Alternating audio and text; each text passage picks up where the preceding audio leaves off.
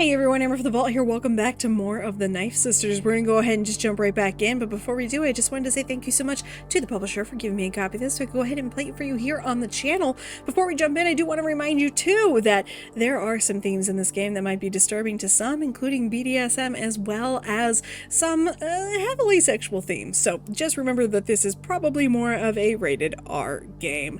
Just want to remind you up front, but let's go ahead and jump back in. We'll see you guys back in just a sec. Well, I will say, so far we've been fairly... The noise is just kind of fun. So far we've been fairly... What's the word I want to use? We've made some fairly poor decisions, I guess I would say. So I guess let's talk to Mo. Let's just go full bad decisions. I don't feel like we should do this to Ayana, but... Okay. I was writing in my journal when I got a message from Mo on Blackest. They said they had been thinking about me and would like to meet up. Can I come over to your place, they wrote? I'd like to see where you live. I wasn't keen on bringing people over. I'd rather visit them. But that was hard to explain, so I just said yes. I felt a tingling sensation in my stomach as I opened the door and saw Mo smile. They came inside. Wow, this is a big apartment. How many people live here? There are 4 of us. Cool. I've never lived in a commune. Well, it's okay. Most of the time. Just then I heard the door open and footsteps coming down the hallway. Dagger showed up. I thought I heard something out here. You're a friend of Leo's? I am. Cool to meet you. She went back to her room, and me and Mo headed into mine. So that was one of your roommates? Yeah, the strangest one. Oh? In a good way or a bad way? I'm not sure yet.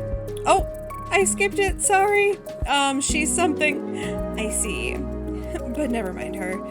I saw Ayana yesterday. Okay. I think you and her should talk. She talks about you a lot, because she likes you, but she doesn't seem to be able to get herself to talk to you. I see. Do you think you could talk to her? Mo was quiet for a while.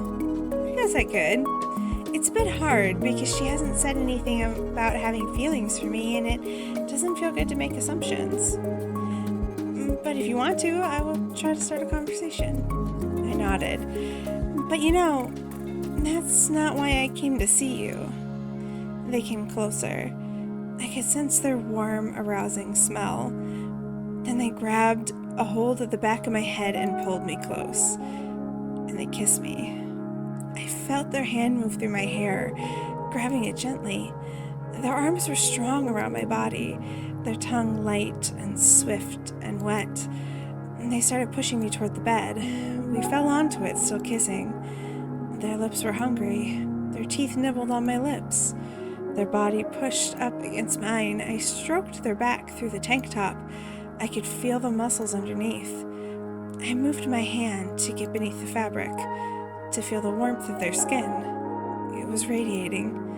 Mo breathed more heavily, kissed me more hungrily, pushed their groin against mine. And then I heard a noise, and the door opened. I was gonna... Oh, sorry. Her eyes were glowing like fire as she held something out toward me. I thought maybe you wanted this. A small pouch made from shiny fabric was dangling from her fingertips. What's in that bag?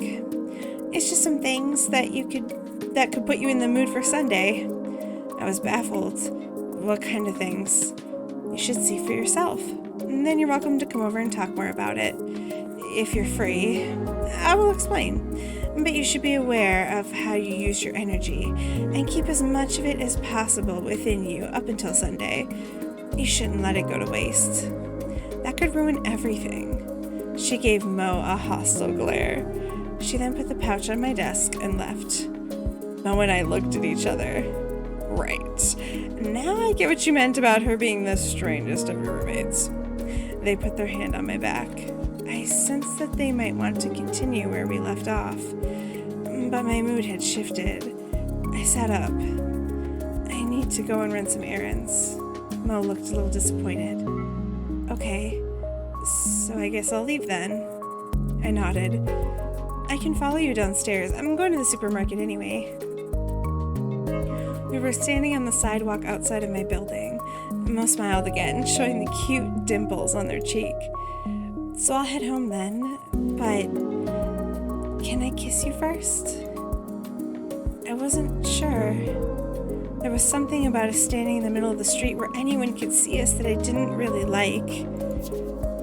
Sure. They smiled and took a step closer. Slipped their hand behind my neck, softly touching my skin with their fingertips. I got goosebumps. Mo leaned forward and kissed me. Their lips were very soft. I began to think that Mo was a person who could shift instantly between softness and strength, soft and tough. And then their lips melted into mine. And I stopped thinking. We just stood there and kissed for a while.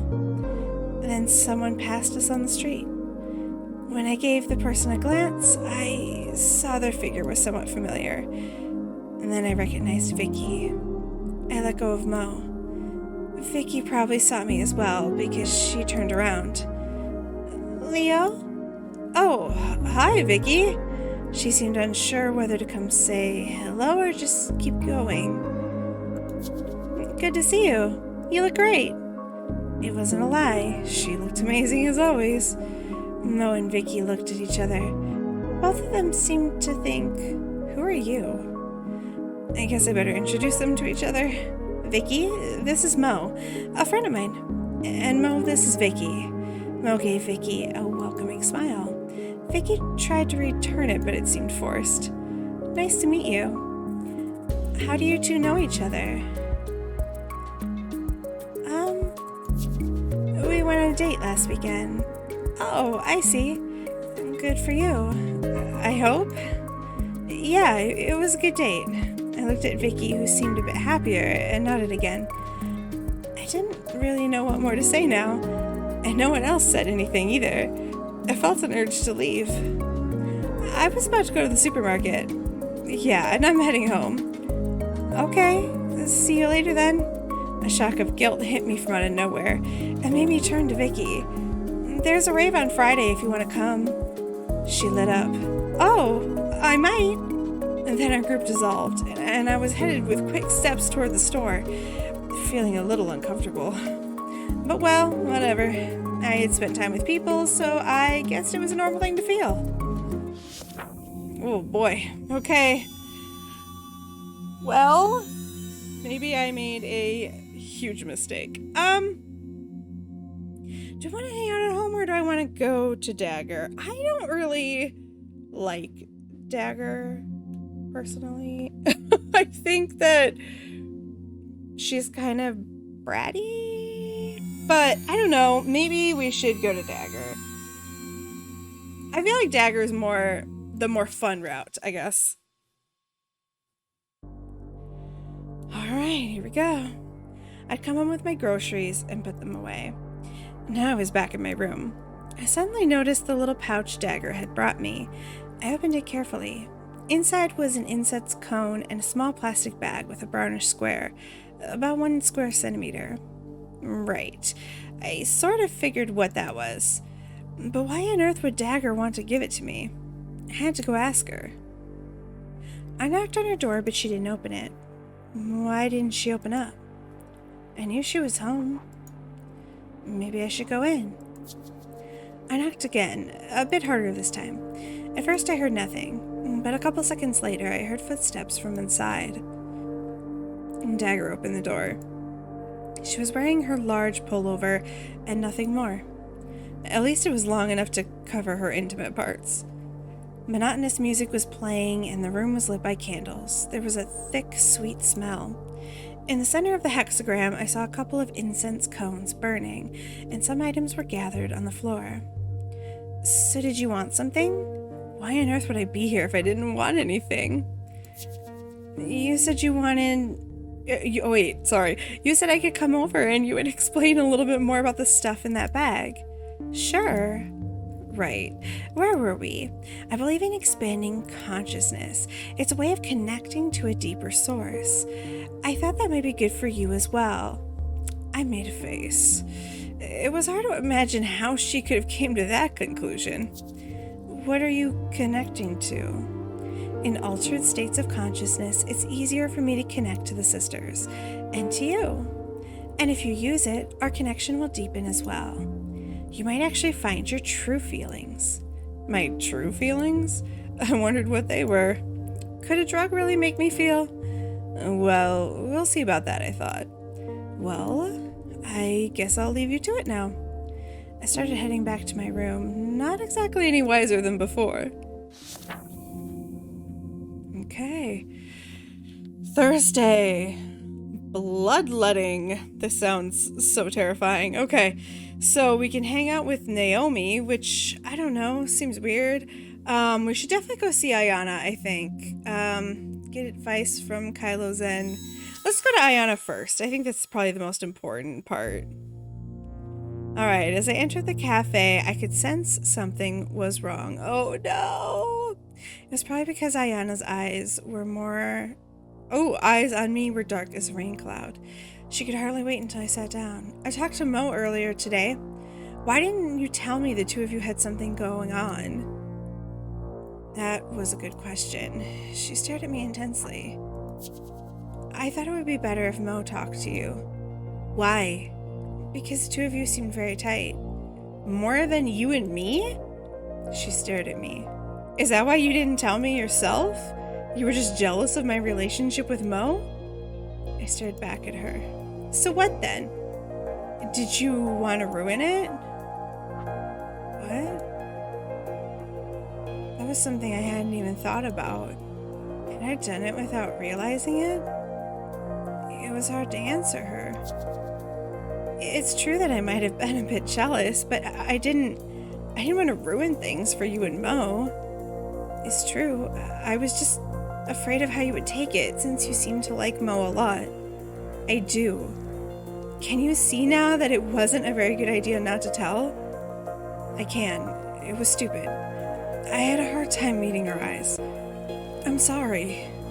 She gave me a little smile. All right. I know you're stupid sometimes. I forgive you. But try to be a little braver next time, huh? I did my best to smile back. I'll try. Ayana smiled again. She turned to her bag, brought out a plastic bag, and put it on the table.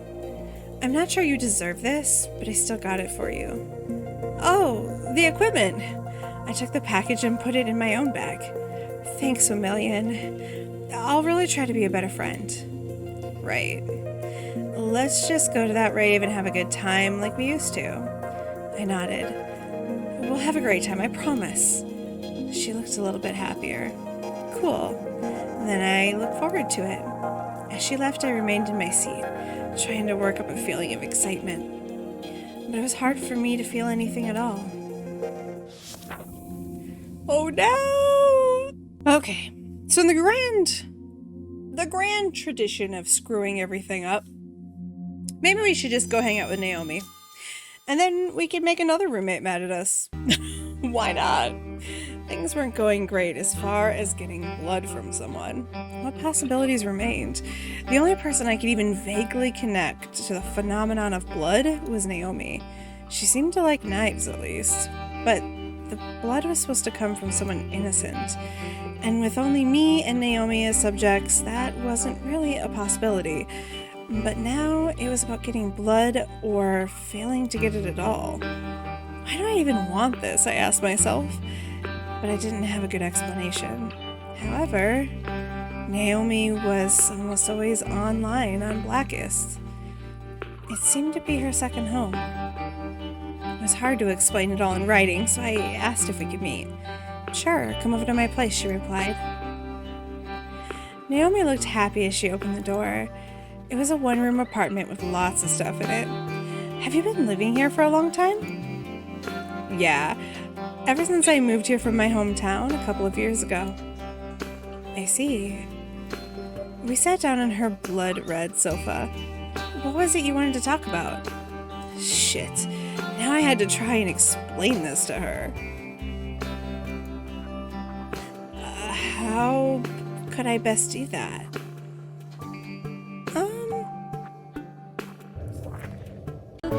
Hey everyone, thank you so much for watching me play The Knife Sisters. If you like this game, please remember to like, comment, and subscribe.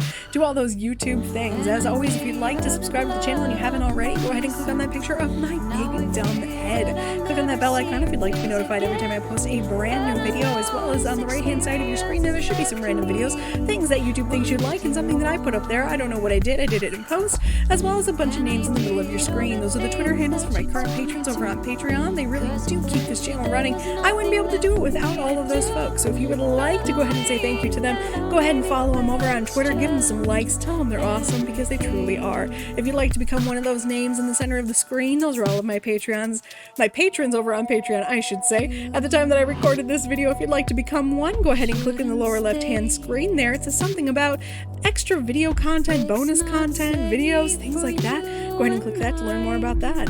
We're gonna go ahead and get out of here though, so I'll see you all in the next one.